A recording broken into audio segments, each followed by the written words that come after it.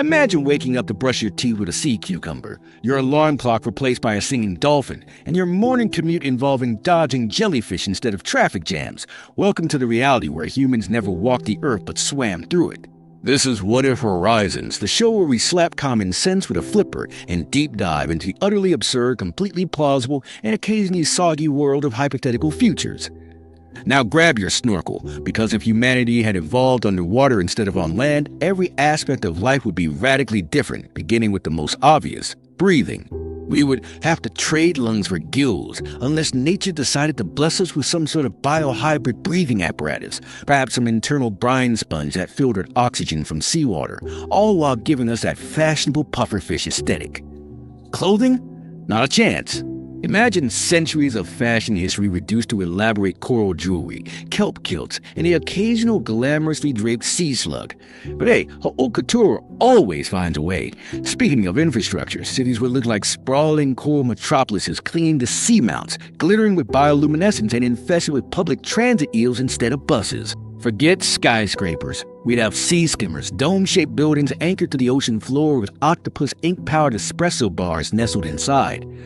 Languages would be a kaleidoscope of clicking sounds, glowing skin signals, and exaggerated interpretive dances designed to work through murky waters and across reef canyons. Love letters would be sent trails, possibly involving pheromones, plankton trails, or perfume made of fermented krill.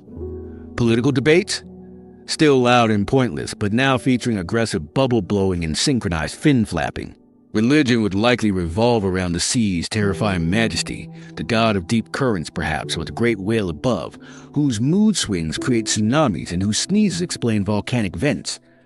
Crime and punishment would be no less creative, thieves sentenced to clean barnacles off elder turtles, or exiled to the Mariana Trench, where even the bravest shrimp fear to tread. Wars would be a logistical mess featuring torpedo fish, sonar disruption, and passive-aggressive schools of squid forming rude shapes in protest. Social hierarchies might emerge around swimming prowess, echolocation range, or who can hold their breath the longest during awkward family dinners. Education?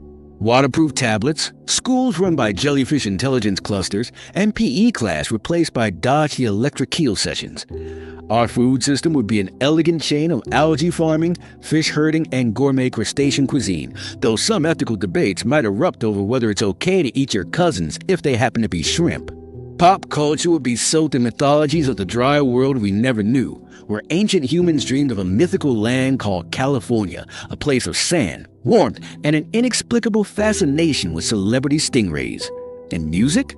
Entire symphonies composed for whale song, choral percussion, and dolphin beatboxing, with the occasional barnacle harp solo bringing audiences to tears, if they were not already crying from salty eye irritation.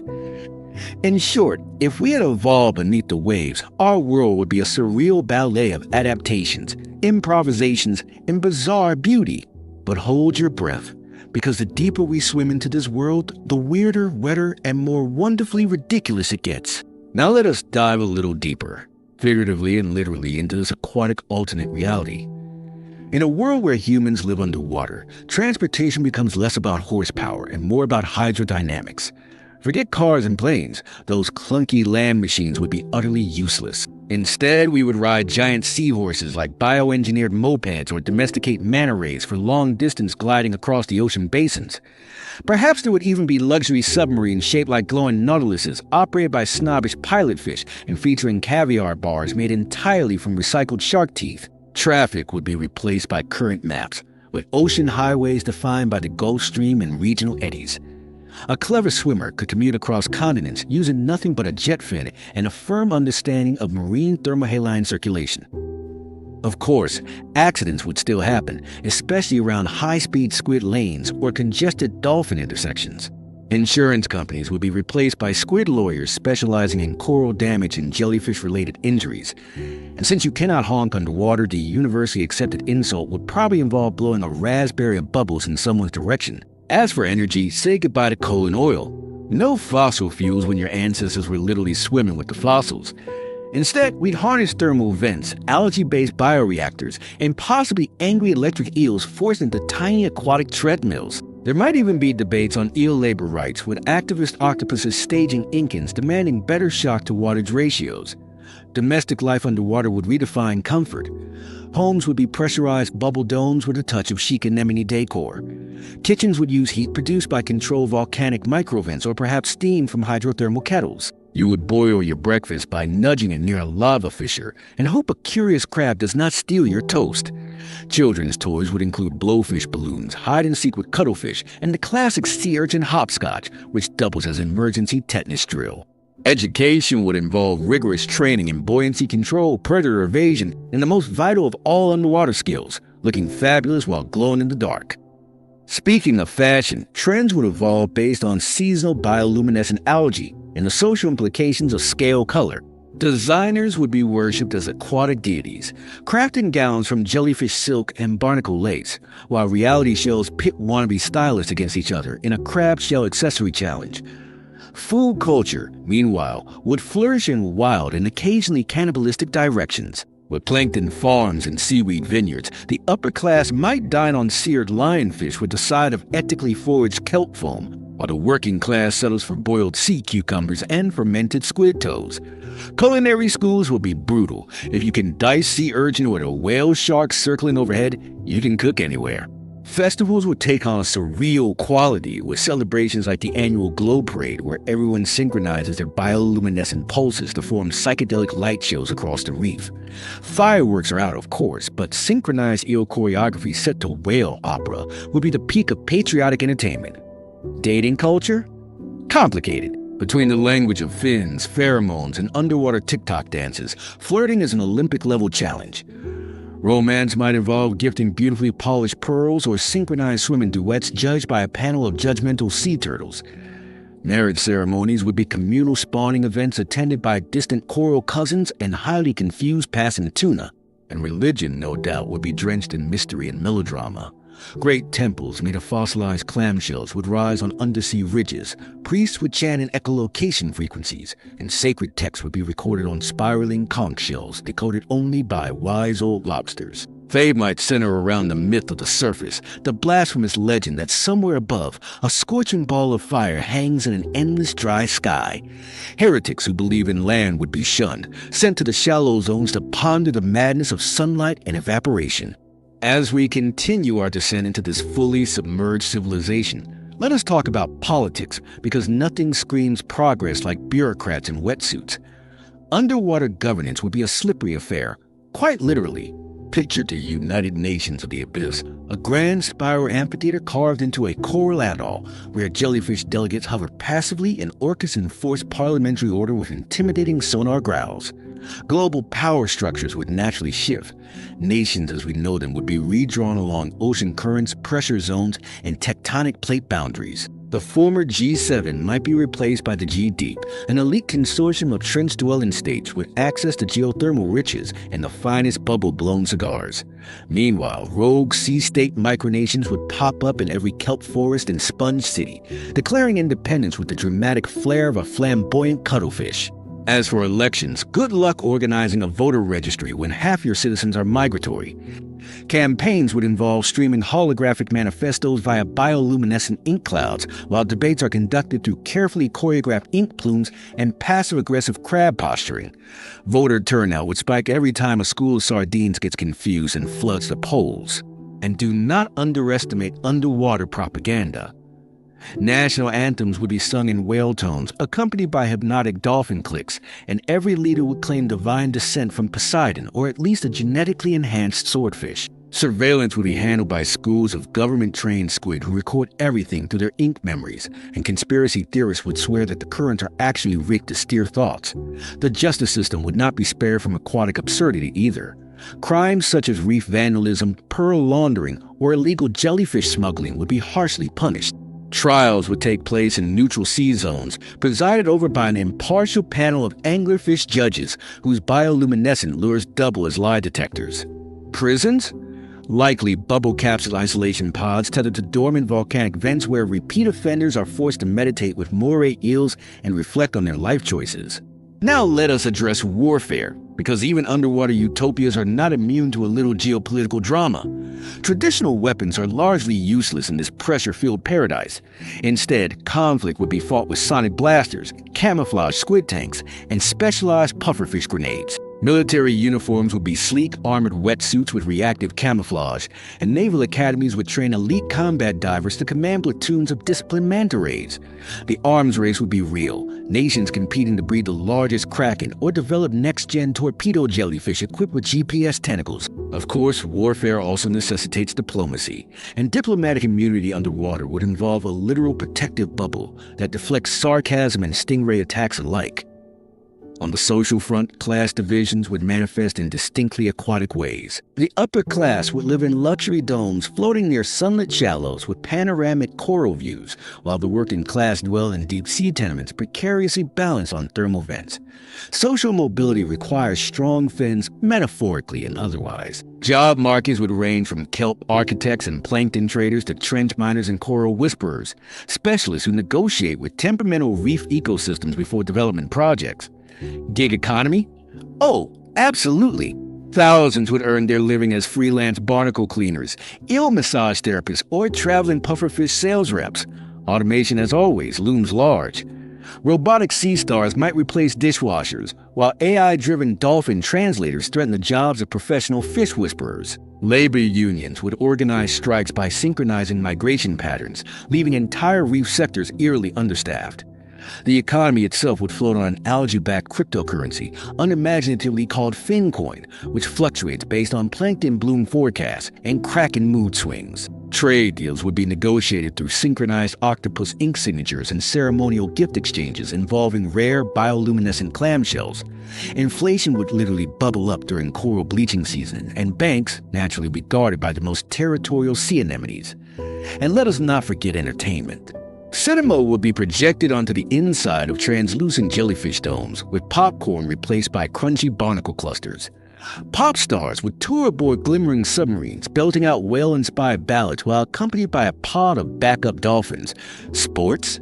Picture high-stakes sea curling, competitive pearl juggling, or the ever-violent gladiator sport of deep-sea krill wrestling. Fans would roar, well, gurgle, in stadiums suspended within air pockets, cheering on their favorite crustacean teams as they clash in slippery combat. And somewhere in the shadows, underwater tabloids would churn out salacious headlines about scandalous sea cucumber romances, coral Botox surgeries, and the latest fashion disaster involving anemone overuse. If you thought underwater politics were bizarre, wait until you dive into real estate, where every square meter of ocean floor comes with territorial disputes, volcanic risk, and the occasional surprise octopus tenant. Location, as always, remains everything. Sunlit shallows near the equator? Prime property, naturally. These reef-front villas boast uninterrupted coral views, excellent plankton access, and decent natural lighting thanks to bioluminescent landscaping. But buyer beware, territorial triggerfish and mood swing and manta rays are a constant nuisance, and a seasonal jellyfish bloom could turn your dream home into a sting zone.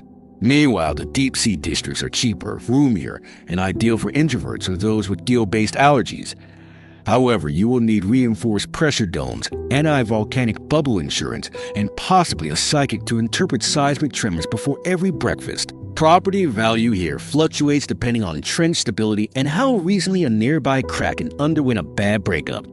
Real estate agents, known colloquially as bubble brokers, swim prospective buyers through endless coral mazes and bioluminescent cul-de-sacs, trying to upsell sponge-insulated walls or genetically engineered starfish that double as security systems. The housing market itself is dictated by current drift patterns, with trendier neighborhoods moving slowly eastward over time.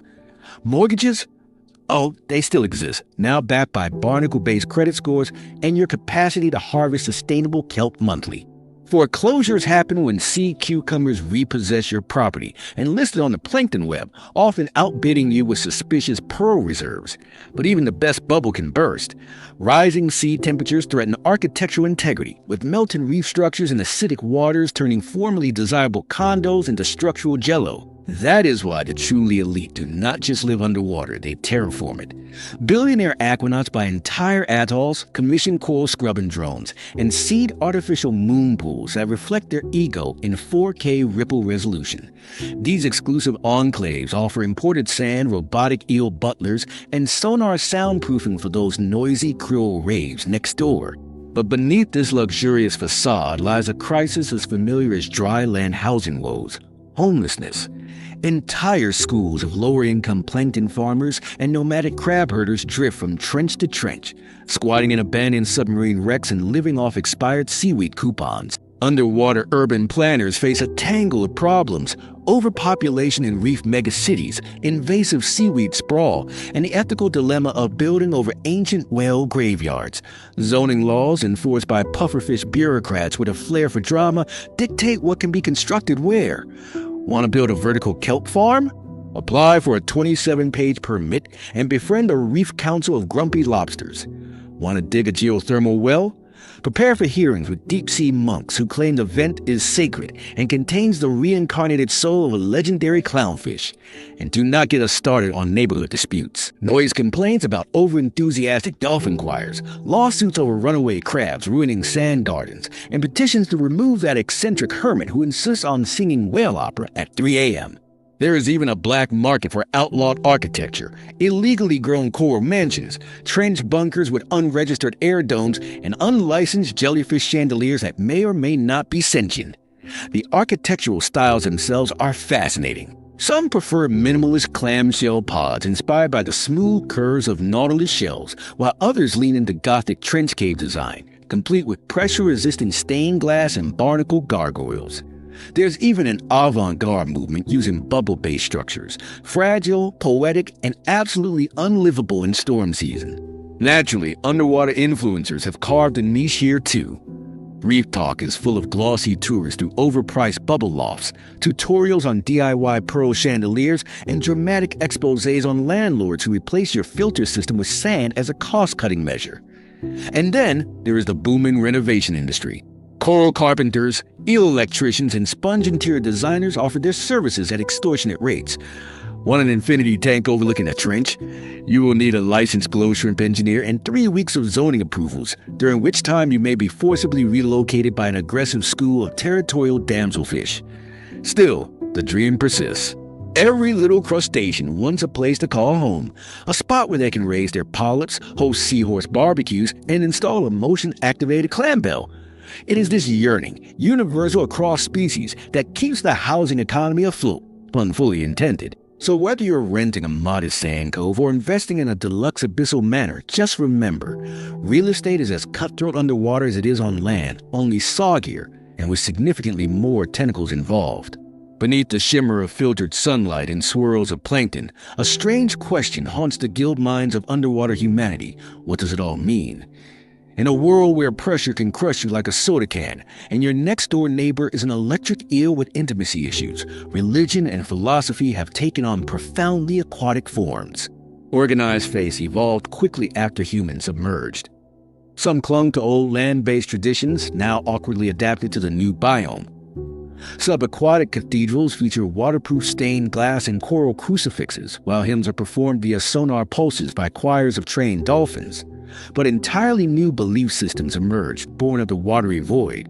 The Church of the Endless Current worships a mysterious hydrodynamic force believed to flow through every trench and tide, guiding all sea life towards some ultimate aquatic enlightenment, or at least a warmer current.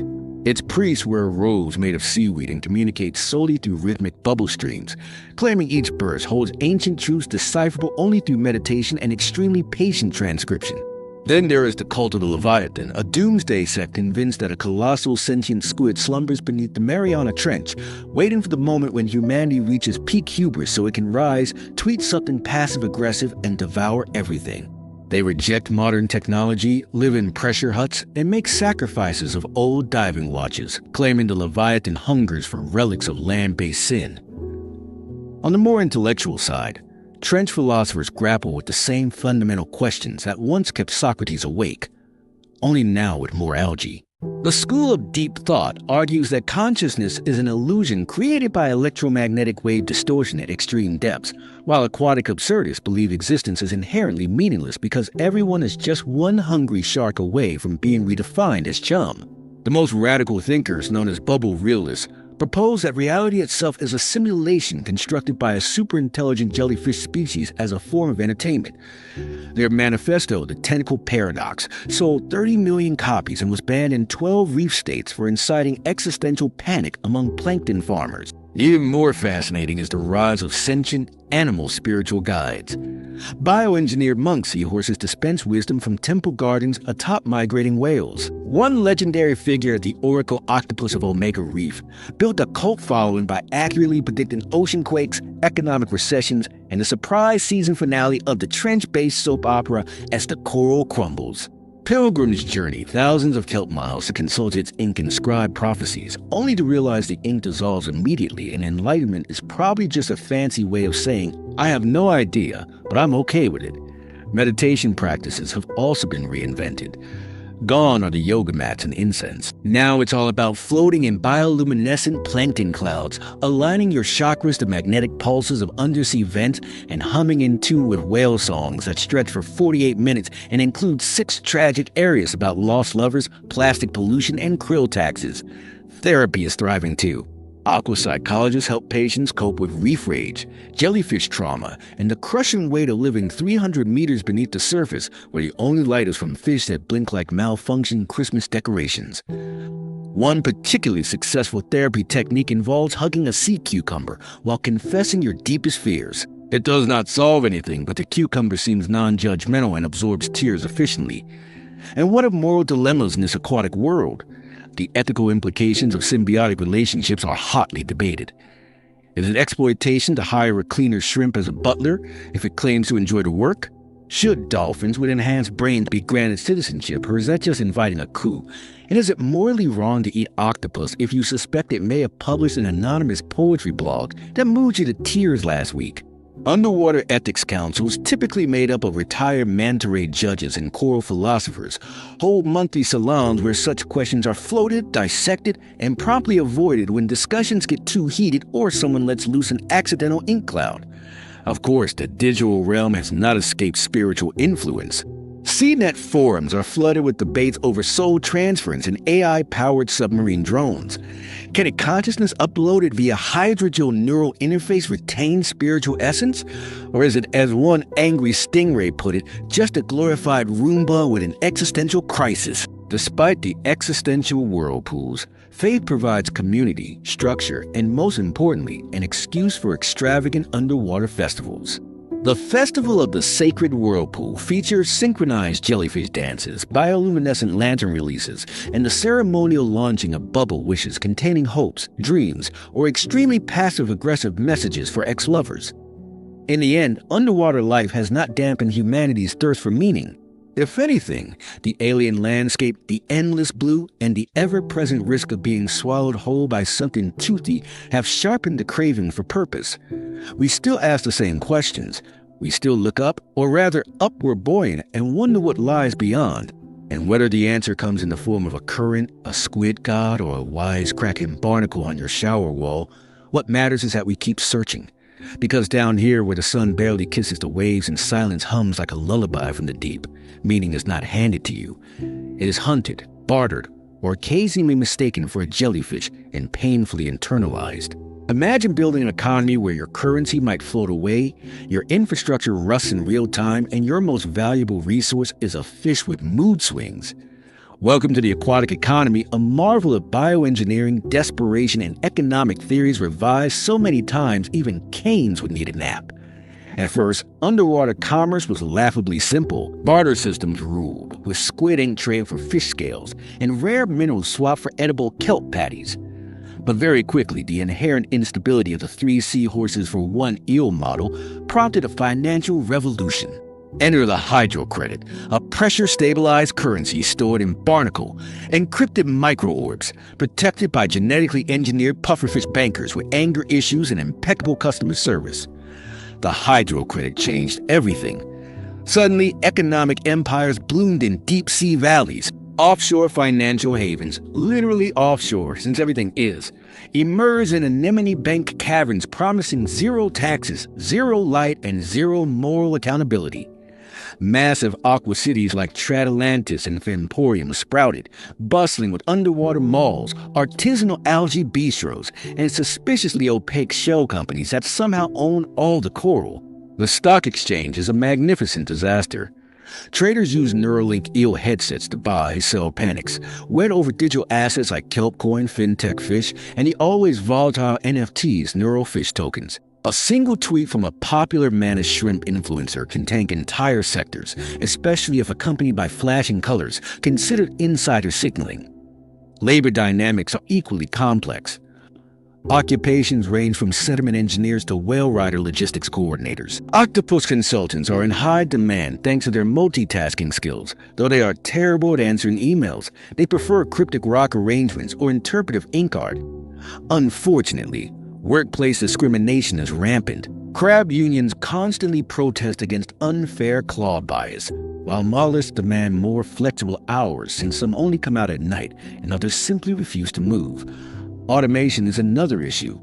Autonomous sponge drones have replaced many human janitors, and sentient filter feeders now file taxes more accurately than accountants. Meanwhile, jellyfish have launched a class-action lawsuit claiming their labor, attracting tourists and glowing for ambient lighting, is being exploited without proper royalty agreements. Energy markets, once a dry affair of oil and gas, are now ruled by thermal vent harvesters and plankton farming conglomerates. The Mega Hydrocorp cartel controls most vent clusters, generating megawatts of greenish-blue energy from geysers hot enough to melt steel and ecos. Critics accuse them of monopolizing geothermal access and underpaying lava shrimp laborers, but the cartel's spokesperson, a genetically modified sea slug with 6 tongues, insists everything is morally fluid. Agriculture has evolved too. Instead of wheat and cattle, it's about cultivating kelp forests, farming nutrient-rich plankton blooms, and breeding edible jellyfish that taste like regret and rubber bands but are very sustainable. Giant seahorse ranches produce high-value protein, though concerns over methane bubble emissions have led to heated debates about oceanic climate impact. Speaking of which, climate economics has mutated underwater. Acidification taxes penalize industries at lower pH levels, while salinity subsidies reward salt-friendly innovations. One controversial policy is the Rising Tide Redistribution Act, where wealthy dome dwellers must redistribute 2% of their oxygen reserves annually to low-income cave communities. Predictably, rich sea people have begun stockpiling private kelp filters and hiring mercenary moray eels for home defense. Global trade routes follow the ancient currents, now mapped by hyper-intelligent stingray guilds who charge hefty tolls. Piracy, far from extinct, thrives in the shadows. The Coral Cartel and the Abyssal Syndicate smuggle everything from black market air canisters to illicit coral aphrodisiacs. Their submarines are fast, silent, and piloted by ex-naval swordfish with grudges. Governments, such as they are, struggle to regulate this chaos. Most are loose federations of city reefs with overlapping laws and wildly different views on trade, taxes, and the legality of sea cucumber massage parlors. International economic summits are conducted in pressure-neutral domes with translation services that convert whale song, sonar, and passive-aggressive bubble patterns into diplomatic speech. The last summit ended in a brawl when the Crustacean Confederacy accused the Mollusk Alliance of manipulating algae futures by planting fake scarcity rumors on CNET. Meanwhile, underwater advertising has reached disturbing levels of sophistication. Targeted bubble ads follow consumers, trailing product slogans behind their heads as they swim. Influencers ride decorative jellyfish through public squares, showing off the latest glow-in-the-dark skin mods and promoting dubious gill enhancement supplements. Brand loyalty is deep. Some citizens literally tattoo sponsorships onto their scales for lifetime discounts on kelp burgers. And then there are the economic philosophers, those bold souls who dare ask whether infinite growth is possible in a closed-loop biosphere with limited space and highly territorial clownfish. One radical faction, the Anonymous, advocate for degrowth and zero-velocity economics, arguing that real wealth lies in community, sustainability, and not being eaten by your investments. So here we are, submerged in a society as complex and messy as any land-based one, just with more pressure and fewer pants. Humans still chase wealth, still exploit loopholes, and still argue over the ethics of dolphin stock ownership. But beneath all the chaos, there's a glimmer of innovation, a glimmer of potential, a glimmer that might just be a bioluminescent worm trying to lure you into its mouth. Either way, stay alert. You might think human culture would wither in the crushing depths of the ocean, smothered by darkness and despair, reduced to cave scribbles and bubble-based poetry. You'd be wrong. Terrifyingly wrong. Underwater civilization has developed an artistic and entertainment scene so bewildering, so flamboyant, and so utterly surreal, it makes land-based culture look like a beige accountant's lunch. Let us begin with the theater, the grandest of which is the Deep Dome Amphitheater, a glowing jellyfish-like structure suspended mid-current near the Mariana District. Here, performers dance in 3 dimensions, not just on stage, but through columns of light, synchronized currents, and trained manta ray choreographers. The most famous show? Othello, the Octopus Remix, a tragic tale of betrayal, love, and ink splash symbolism performed entirely in pulsating bioluminescence and sucker mime. Critics describe it as emotionally devastating, like being slapped by Hamlet and hugged by your ex at the same time. Visual art has evolved into a medium where stillness is considered lazy. Installations must interact with currents, shimmer with ambient light, and occasionally bite the viewer to be taken seriously. Artists carve statues into living coral, genetically alter sea slugs to display shifting patterns, or suspend glass sculptures in pressure-sensitive cages that collapse if stared at too long. Performance art by anxiety. The dominant art movement is Neo-Aquatica, a school that rejects symmetry, perspective, and common decency.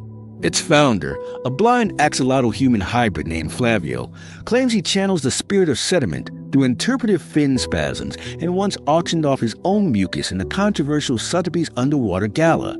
It sold for 12,000 hydro credits and a pearl-encrusted gilt complex. Music, naturally, is not bound by traditional instruments. Instead, orchestras feature sonar harps, whale song loops, and percussion sections made of trained crabs smacking hollow barnacle shells. The #1 hit of the year? Bubble Pop Fizz remixed by DJ Saline, a pounding deep bass track composed entirely from pufferfish inflation rhythms and the mating calls of melancholic dolphins. Raves are held in bioluminescent caves, where the beat pulses with the tide and dancers wear phosphorescent suits that change color with emotion. Subculture scenes thrive. Emo seahorse collectives mope silently in dark trenches, while the deep punks mod their fins with chrome implants and speak only in more slight flashes. Then there are the floaters, spiritual wanderers who believe true art is found by drifting aimlessly through the abyss until one becomes part of the oceanic subconscious. Their most famous guru, Coral Daddy, once meditated inside a whale's stomach for 9 days and claimed to have achieved enlightenment and indigestion simultaneously. Literature persists, though books are now pressure-proof tablets or oral sagas passed from memory in bubble-encoded language. The hottest genre is aquanoir, tales of morally ambiguous divers, lost treasure, and double-crossing squid. One breakout novel, 50 Shades of Plankton, was briefly banned for violating interspecies decency laws, only to become a bestseller once it was adapted into an immersive kelp-based sensory play. Film is projected on translucent walls of gelatinous bioscreens. Action movies feature squid food choreography, high-speed current chases, and lots of hold-your-breath moments. The horror genre thrives in the unknown, tentacles creeping from crevices, whispers through sonar static, and sentient kelp forests with trust issues. Meanwhile, romance films are often tragically short. Two lovers from different salinity zones, doomed to drift apart literally and metaphorically. Sports? Absolutely. Octoball, reef racing, and synchronized stingray wrangling dominate the leagues. The Aqua Olympics are held every 4 years, unless delayed by jellyfish plagues or existential ennui. Athletes are national icons, complete with endorsement deals, scandalous affairs, and signature gill mask lines. One famous scandal involved the gold medalist moray eel who tested positive for illegal stimulant barnacles, an embarrassment that rocked the Deep Swim Federation for months. Social media, or rather sea media, is a swirling chaos of opinion, posturing, and artificially intelligent sea stars trying to sell you gill balm. Platforms like Ripple and Blue Talk dominate. Ripple lets users send viral current waves of opinion. An emotionally charged meme might literally smack someone in the face 10 miles away. Bloop Talk, meanwhile, is a nightmare of 6-second performance videos, interpretive sand art, dangerous current riding stunts, and one inexplicably popular channel where a sea cucumber just sits there judging you. Influencers rule the depths. There's Perlina, the kelp fashion mogul with 1 billion followers, and a reality show chronicling her glamorous life inside a designer oyster. Or Lord Spiky, a sarcastic porcupine fish who became a motivational speaker after surviving 3 shark attacks and 1 bad haircut. Their endorsement power can make or break underwater brands. Sadly, the influencer culture has also created an epidemic of clout diving, performing increasingly absurd acts to go viral, like wrestling eels, photobombing whale births, or staging fake romantic proposals in front of exploding hydrothermal vents.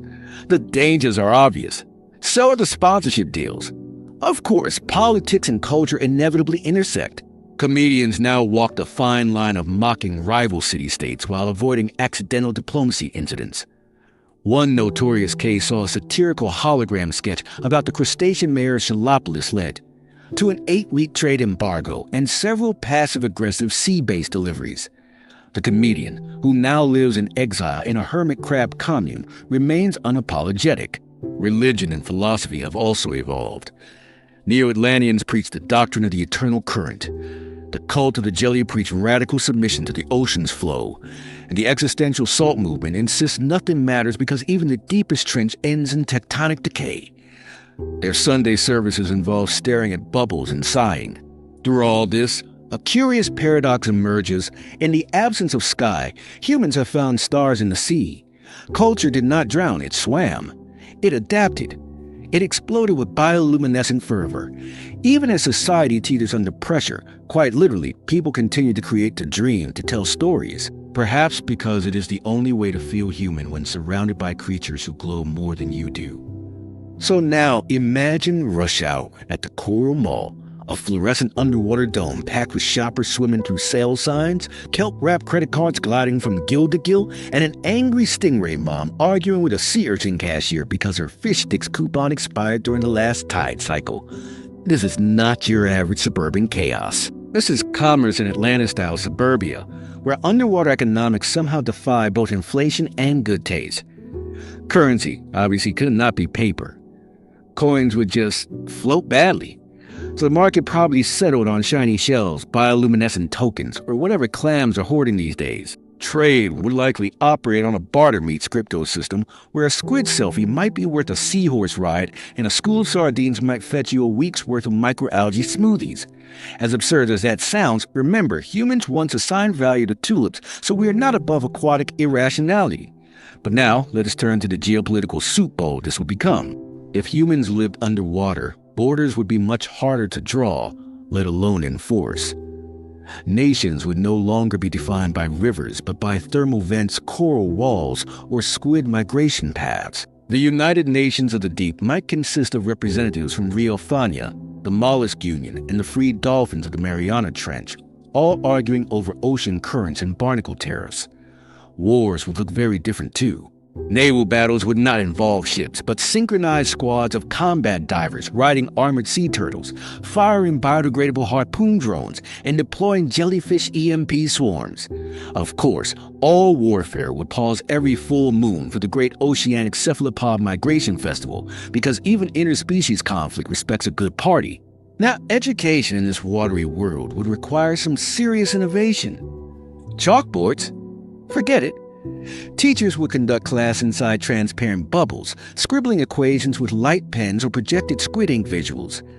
The classroom pet would not be a goldfish, it would be a sarcastic octopus with tenure.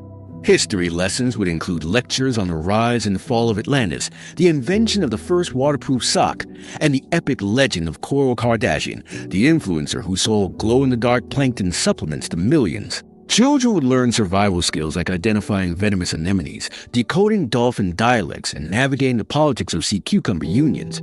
And yes, recess would involve dodgeball with pufferfish. As humans adapted biologically to this submerged life, our respiratory systems would evolve past the humble snorkel. Maybe we would grow gill-like structures or develop symbiotic algae in our lungs to photosynthesize oxygen. Sunscreen would become obsolete. Instead, we might evolve to change color like cuttlefish, blending into coral reefs while gossiping about the latest algae drama. Hair dryers would be museum artifacts, and every beauty salon would offer scale-shining treatments, eel electrolysis, and seagrass facials. And speaking of beauty, human aesthetics would no longer be based on waistlines and jawlines, but fin symmetry, glow pattern, and the elegance of your dorsal flare. The phrase "you look stunning" might literally mean you are bioluminescing in the right frequency range. Flirting would involve synchronized swimming displays, glowing gestures, and the occasional bubble bouquet. Romance beneath the waves would be slow, strange, and somehow both more poetic and more awkward than on land. But perhaps most amusingly, religion and spirituality would take a wild turn. Picture underwater temples carved into coral cliffs, monks meditating to whale song, and sacred texts encoded in shell patterns only readable at specific moonlit angles. A new aquatic mythology might emerge. Poseidon finally gets a proper PR agency, and mermaids sue for copyright infringement. And maybe, just maybe, humanity would finally learn humility, surrounded by ecosystems so intricate, ancient, that we would think twice before polluting them. Or maybe we would still toss soda cans into the trench and argue about taxes, because even underwater, human nature is resiliently ridiculous. Now let us plunge into the slippery political arena of underwater democracy, where election campaigns unfold via sonar messaging, bioluminescent billboard displays, and the occasional squid ink smear ad. Politicians would make their speeches from atop kelp platforms, promising cleaner currents, affordable reef housing, and tighter regulations on invasive jellyfish. Debates would be moderated by a wise old sea turtle with centuries of patience and a no-nonsense attitude. The left wing might champion coral preservation and universal sea sponge healthcare, while the right wing demands stronger border defenses against rogue barracuda gangs. And then there would be the anarcho-urchins, those radical teens who refuse to recognize the authority of any crustacean-based government and spend their days disrupting sonar traffic with prank pings. Bureaucracy underwater would be as sluggish as a sea slug on sedatives. Permit offices would be located in spiral nautilus shells that you need to navigate in a bureaucratic labyrinth just to renew your oxygen filter license. Tax codes would factor in plankton quotas, bubble emissions, and barnacle depreciation. And scandals? Oh, they would abound. A mayor caught hoarding black market blowfish, a senator exposed for falsifying dolphin translation transcripts, or high-ranking eel laundering clams through offshore anemone accounts. Meanwhile, the media would be a circus of coral broadcasters, starfish pundits, and clickbait headlines like 10 shocking secrets the Mer Kingdom does not want you to know. Satirical current affairs shows hosted by witty clownfish would roast the political elite with razor-sharp jokes like, "And in today's kelpcapades, the Prime Minister claims he never knew about the illegal octopus massage parlors, despite having a loyalty card." Censorship would exist, of course, especially in regimes like the Great Crustacean Commonwealth, where journalists mysteriously disappear into murky depths if they publish unflattering exposés on royal lobster mistresses. But resistance movements would flourish too, often powered by pirate radio signals from rogue dolphins, broadcasting the truth from abandoned submarine hulls. In terms of culture, a deep-sea renaissance would emerge.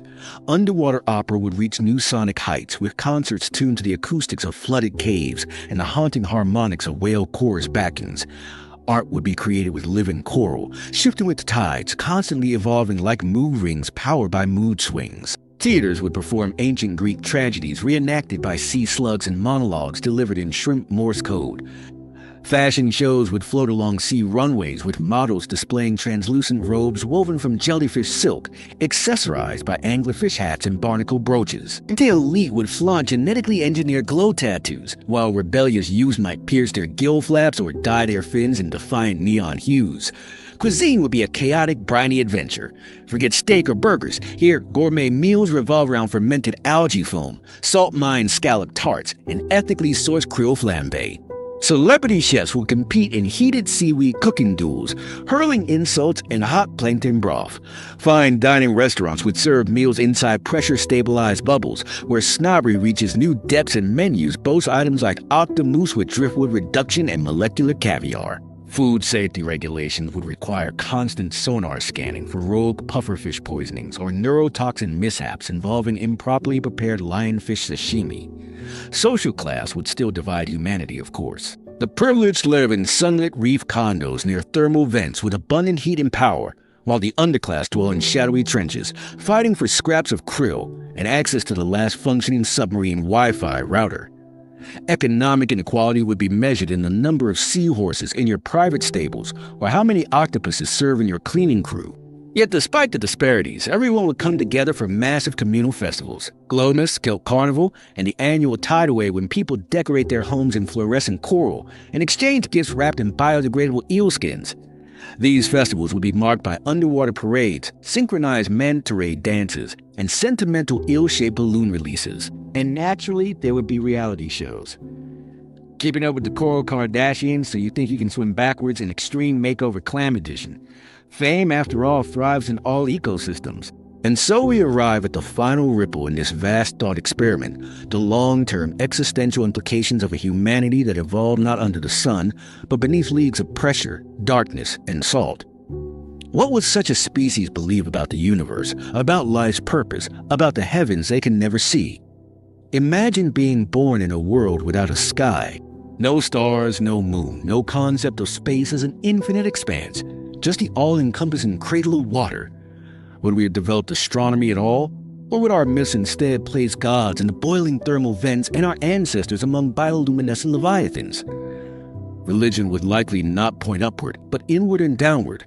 Sacred texts would speak of the Great Descent, when the first human tribes were blessed with gills and taught to swim by divine mana spirits. Pilgrimages might involve perilous journeys into the Hadal Zone, the deepest parts of the ocean, where pressure crushes everything except faith.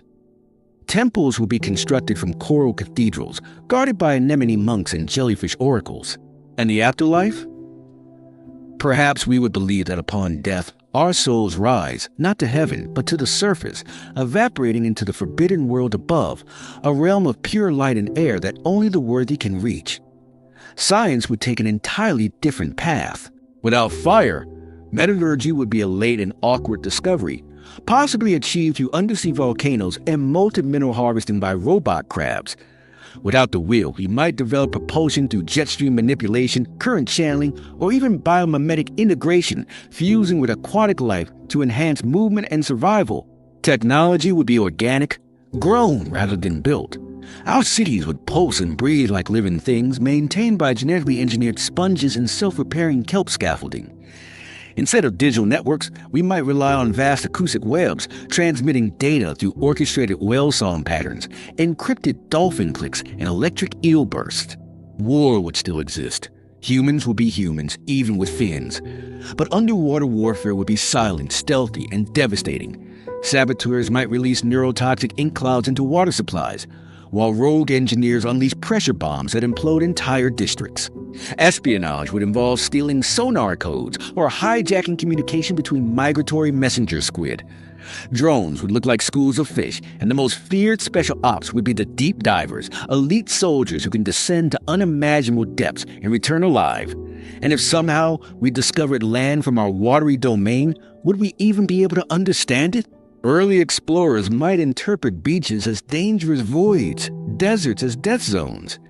Stepping on the dry soil for the first time would be like landing on another planet, gasping for water, struggling against gravity, our skin drying and cracking under the cruel, searing heat of the sun.